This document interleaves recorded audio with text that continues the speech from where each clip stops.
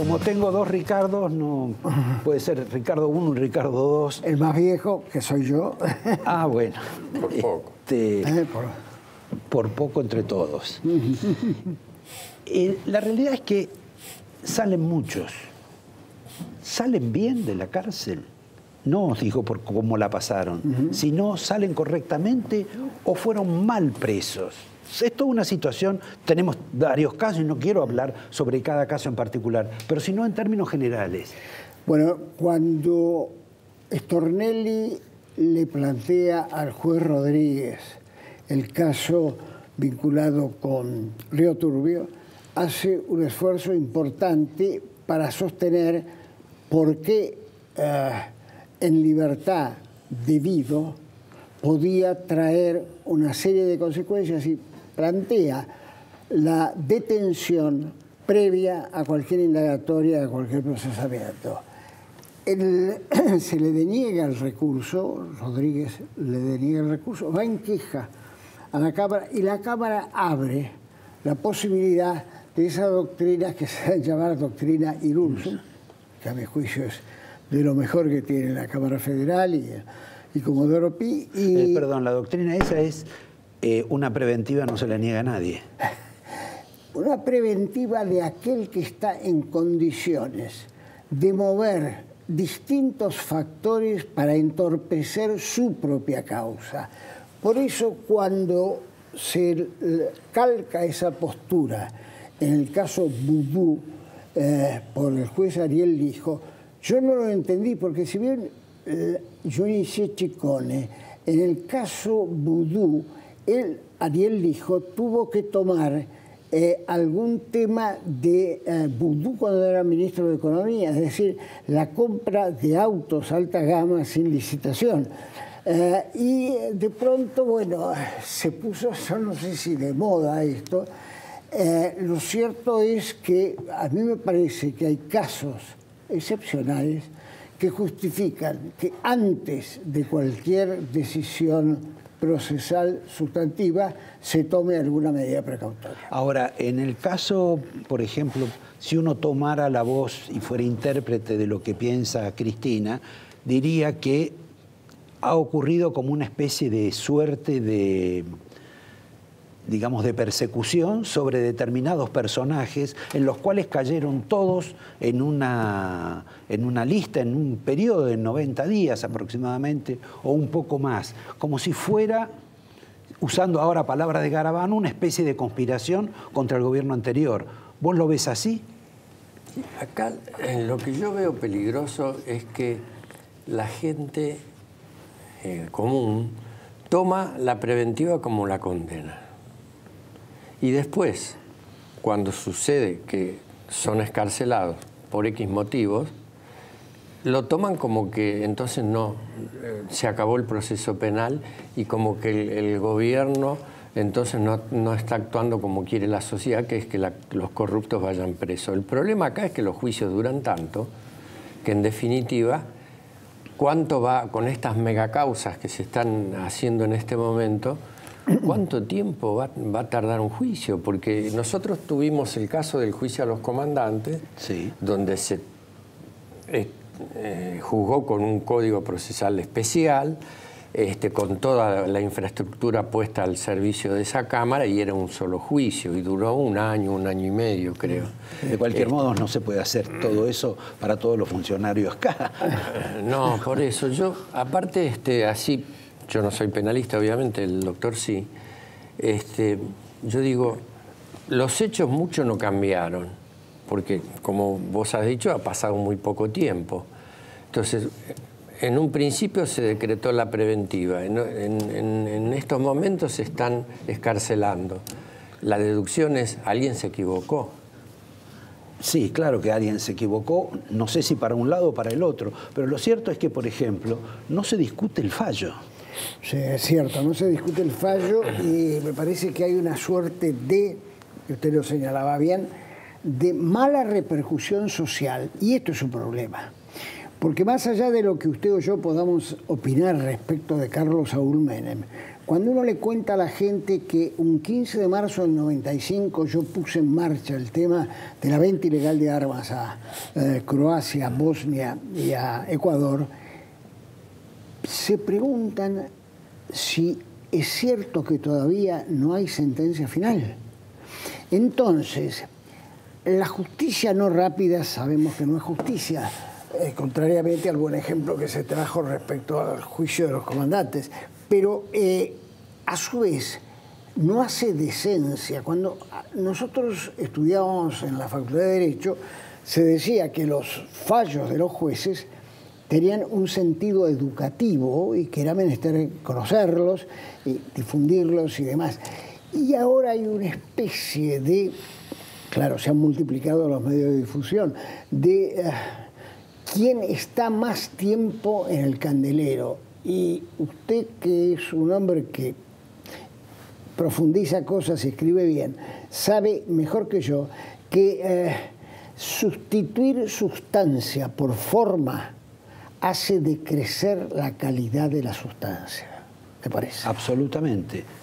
Bueno, pero ese es uno de los problemas. Es decir, cuando abundan tantos operadores, me parece, inclusive cuando los operadores de un mismo lugar están como enfrentados entre sí, esto es, responden a tendencias distintas, esto verdaderamente es caótico. Sí. Porque si uno toma a la gente del gobierno, hay gente que está a favor de la designación de la señora Weinberg de Roca. Y otra gente que estaba en contra porque estaba a favor de la designación del doctor Ple. ¿Y qué tuvimos? Que Macri decidió designarla a la señora Roca y también a Ple, a pedirle que no se vaya. En consecuencia, tienen que resolver problemas internos y problemas externos. Y en el caso, por ejemplo, de ese, y me interesa la opinión de los dos, y en este caso tuya, porque vos también estabas comprometido, porque tu esposa estaba en ese tribunal. Fue creado una suerte de tribunal ad hoc para juzgar a Cristina. Luego la Corte, con el odio del gobierno, decidió que no correspondía. ¿Es así? Bueno, no el tribunal se federalizó, no se creó para juzgar porque eso vino en un sorteo posterior. Está bien, pero me refiero, es como una especie... Podría haber tocado el sí, actual por supuesto, tribunal cualquier o uno otro. Anterior. Pero lo que digo es que hicieron algo para eso. ¿Es como designar a un juez de faltas, juez federal, sin pasar por el Senado, o estoy equivocado? No, ha sucedido mucho eso. Yo te puedo poner un ejemplo.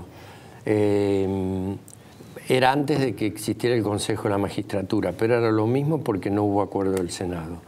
Hubo 10 tribunales laborales que se transformaron en federales para entender temas de la previsión social. Los juzgados que nosotros conocíamos como de faltas, que después se llamaron especial, civil y comercial, y después se hicieron todos civiles, sin que hubiera un nuevo nombramiento. Hay infinidad de casos en donde se han hecho subrogancias. La Corte ahí dice, bueno, pero esto es provisorio. No es provisorio, para el juicio es definitivo, porque la subrogancia se hace para un juicio que termina con ese juez. O sea que el carácter provisorio o no provisorio creo que no es válido en este caso, que es lo que cita la mayoría de la Corte. Y me parece que es muy peligroso por lo que ya se empieza a conocer, en el sentido de que se deja sin efecto por vía de una acordada de la Corte, no por una declaración de inconstitucionalidad, la ley del 2016, que buena o mala, fue votada por mayoría, incluso por el kirchnerismo. Solamente se opusieron algunos sectores de izquierda y no sé quién más. ¿Cómo 3 opiniones de un órgano no legislador puede derogar la operatividad? Ojo, no digo que no tengan razón, está claro esto. Yo estoy en un aspecto formal de gran importancia. Pero no estamos en la sustancia, como diría el Pero doctor no estamos Monar en la Sanz. sustancia porque además, si en este momento están pidiendo los condenados por actos canallescos en la época del horror, están pidiendo la nulidad, de sentencias que fueron pronunciadas por gente que hoy no hubiera tenido auspicio por parte de la Corte Suprema. Entonces, más allá de que no tenemos un tribunal que salde las diferencias entre la ley de la mayoría de 2016 y los tres las tres opiniones en esta acordada, tenemos una situación, Roberto García, que a mí me parece que atenta contra el principio de seguridad jurídica, que es aquel que Macri en sus viajes al extranjero es el que más menea para las inversiones estructurales que no vienen. Y a mí me preocupa otra cosa, ya desde el punto de vista de los jueces, ¿no? Que este problema que todos conocemos y que realmente hay fallos que uno discrepa, está provocado por una decena de jueces. No son más de 10. Son 12. Sí, ¿No son los jueces federales? No, porque no son todos los jueces federales. Creo que está hablando de los 10 que se federalizaron, ¿no es cierto? No, estoy hablando de los jueces a los que el gobierno acusa de prevaricato. Y los menciona, yo los he contado, son 8 o 9. Y el problema es que los jueces, somos 1000, los jueces nacionales y federales. Y si cuento los fiscales, defensores y funcionarios, somos 3.700. Entonces a mí me preocupa que se generalice, hablando de la justicia, cuando es un puñado, obviamente con mucho poder y con mucha influencia, porque justamente se trata de las causas de corrupción, pero se está hablando de la justicia en general, cuando la justicia, convengamos, estamos en la Argentina, esto no es Noruega, ni Francia, ni Suecia, las instituciones están deterioradas, pero yo me animaría a decir que de las funciones del Estado, los que menos deficiente cumplen con su función son los jueces. Ahora, la realidad es que no sé si es por el gobierno, por algunos medios de comunicación, por los periodistas ad hoc o por la misma oposición. Es como que la justicia está dividida entre kirchneristas y macristas. Los fallos es como que responden al interés del cristinismo o responden al interés del macrismo. Es que se ha politizado, esta es la desgracia. Yo creo que hasta hace poco tiempo usted tenía absoluta razón. Tengo dudas de si estas cosas que están naciendo estos días, donde se me dice hoy en Comodoro Pi que hay una especie de revancha de Lorenzetti respecto a ese decreto de este mes, donde se va a crear una comisión para revisar el Código Civil y Comercial, cuyo adalid fue Ricardo Lorenzetti, y que entonces la gran bronca, para decirlo en el lenguaje que nos entendemos, es pegarle al gobierno por un tema tan lateral como sería la revisión del Código Civil y Comercial. No abono la eficacia de la versión. Digo que un camarista me lo contó. Pero convengamos que Lorenzetti, más allá que sea el presidente de la Corte, no sé además si después va a seguir siendo el presidente de la Corte, pero me parece que hace tanto tiempo que está que por ahí lo cambian, es uno de los 5 que están. 2 fueron puestos por el gobierno, después la otra era una persona, una señora que todo el mundo le tiene medianamente respeto. Han votado inclusive, no todos juntos. Así es. Votaron algunas cosas que quería el gobierno, otras que no quería el gobierno, sobre todo cuando las propuestas del gobierno fueron verdaderamente insólitas, como el 2x1, el propósito anticonstitucional de no tener audiencias públicas, en fin, desbordes. Pero lo absurdo es que la justicia esté como dividida, o por lo menos que la gente los observe como un fenómeno de kirchneristas y macristas. Es ridículo. Claro, pero eso puede ser actual, ¿no? Yo también a algunos desmemoriados les querría recordar que en la crisis del 2001, cuando estaban comprometidos los ahorros de la inmensa cantidad de gente que tenía, lo solucionaron los jueces. Lo solucionamos, yo estaba en ese momento, los jueces nacionales y de todo el país.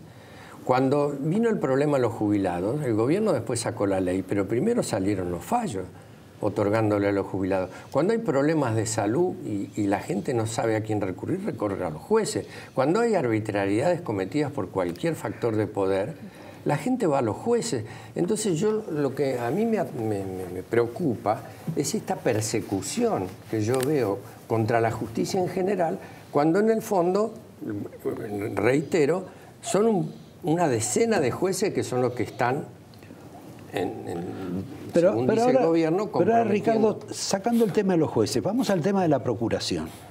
A la designación de la señora Weinberg de Roca, parece dirigida a limpiar o depurar, como alguno del gobierno ha dicho, esa suerte de logia que había instalado Gil Carbó, con infinidad de fiscales, con traslados, con expulsiones, cosa que ya hizo el procurador suplente, digamos, en todo este tiempo. Digamos que ella está como designada para hacer esa tarea más allá de si está en capacidad o no para hacerla.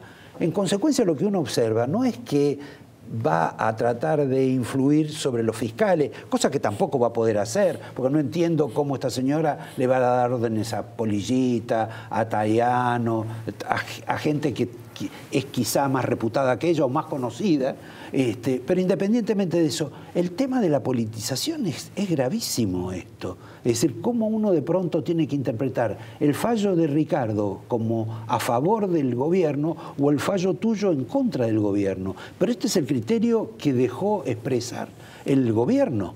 Claro, pero hay, como dice el doctor, hay algunas formas que a uno lo preocupan, porque a lo mejor está bien decretada la excarcelación de Zanini y de Elía, pero sacar un fallo a las 4:30 de la mañana, eso es preocupante, la verdad. ¿No cobran horas extras? Y bueno, porque estaría ahí, porque dice que hay que ampliar el horario de los jueces, bueno, ahí tienen, a las 4 de la mañana están trabajando. Es interesante esto de las horas y de los momentos, porque en el famoso tema de Cristóbal López, donde finalmente Fará integra la Sala 1, me dicen que hubo muy poco tiempo entre la decisión de que Fará integrara la Sala 1 y el momento en que salió el fallo. Un fallo que es un escarnio al concepto real de cuál es la diferencia entre fraude a la administración pública y evasión. Evasión le va a permitir, si se confirma, aunque está pelado el tema, vamos a ver qué dice la Cámara de Casación Penal, evasión permite no solo la tranquilidad de Cristóbal López personal y económica, sino la tranquilidad de un hombre que hasta aquí la vino gambeteando. Se llama Ricardo Echegaray. Está bien, pero al margen de los personajes, la gente que no paga ganancias no va presa. No. ¿Y entonces por qué Cristóbal López debería estar preso? Porque Cristóbal López no hizo la exclusión, sino que se aprovechó del mecanismo de cargarle nafta a su coche o al mío, y entonces quedarse derechamente, apropiarse por vía oculta. Allí quien debió de inmediato salir al ruedo debió ser la AFIP. AFIP, pero esto es una maniobra muy deleznable, porque es la picardía, el dolo y la construcción de una asociación ilícita, porque podía no darse cuenta Echegaray, pero ¿cuántos más hay de por medio en este tema? Además duró mucho tiempo. Mucho tiempo, sistema, sí. Claro. De cualquier modo, el tema de ese dinero no se sabe dónde fue. El juez no lo investigó, más allá de lo que decidieron los camaristas. Además dicen, compró según cosas, escuché, ¿no? dijo la AFIP, creo que no se puede devolver esa plata porque está fundida la sociedad. Que ahora dijeron, sí, que pero responda López con su propia vida. Es una ruta del dinero personal. Perdón que me escuche sin saber, pero digamos que hay una imputación más grave ahí, que sería el lavado. Exacto. En algún momento alguien dijo, y alguien que me merecía y me merece respeto, que dinero así apropiado le permitió comprar y acrecer su patrimonio de una manera geométrica. Yo no creo que sea imposible llegar a detectarlo. Lo que ocurre es que si en el entretanto está vigente la doctrina de la evasión y no la doctrina de la administración fraudulenta, el caballero Cristóbal López, viejo conocedor de Néstor Kirchner en el sur de la Argentina por aquel bingo que él tenía por allá por Neuquén, me parece que la situación puede ser revertida. Lo que ocurre es, y usted lo dijo al pasar, que al Ejecutivo él y yo no le podemos pedir nada. Al Legislativo, salvo un pedido así, no le podemos pedir. El judicial, y por eso alguna cosa que decía Recondo vale porque recordaba cosas del pasado, es el único portal abierto que nos queda.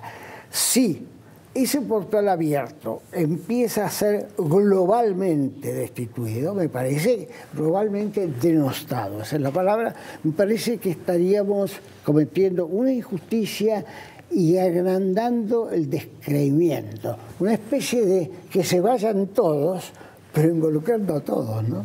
Bueno, digamos que el gobierno en eso ha tenido bastante que ver. ¿Sí? Los puedo despedir, les regalo el angelito y les recuerdo que, curiosamente, hay un caso en este mundo de la justicia o el derecho. Vamos a dar. Antes de eso. Antes de eso. Y no les pido opinión, pero pongan cara de sorpresa. La verdad que el caso de Brecht produce lío en todas partes y acá no ocurre nada. Usted sabe que eso se me ocurrió decirlo ayer en un programa menor, radial, ¿no? Efectivamente, Odebrecht voltea a todo el mundo y acá ausencia con presunción de fallecimiento. Pero no mandaron información de Brasil. Sí, no sé, pero no saben ustedes. Yo soy un simple periodista. Acá no hay diferencia entre kirchneristas y macristas, me parece en este tema. Pero uno de los fiscales que escuchó alguna cosa online me dijo que con eso estaba tratando de empujar, pero es un poco como lo de Qatar y el entendimiento el planteamiento que ha hecho hoy Germán Moldes respecto a la responsabilidad del Poder Ejecutivo actual, ¿no? Déjemelo ahí. Deme el regalo, porque si no, no tengo más invitados. Le agradezco. Cuento para la... Este es por los 90 años de la asociación. Ah, muy bien. Cumplimos este año 90 años de existencia. Y esta es una hermosa lapicera. Regalos acá en cantidad. Y no quiero imaginar... Hay un lugar que me permite pagar a plazos, entonces pude hacerlo. Está perfecto. Bueno, ahora vamos a saber qué pasa con la inflación y si los plazos tienen sentido o no. Lo vamos a saber con Walter Graciano y los saludo a ustedes y les agradezco la presencia. Muchas gracias. Gracias por invitarme. Esto está más moderno, ¿no? Hemos ingresado en otro capítulo.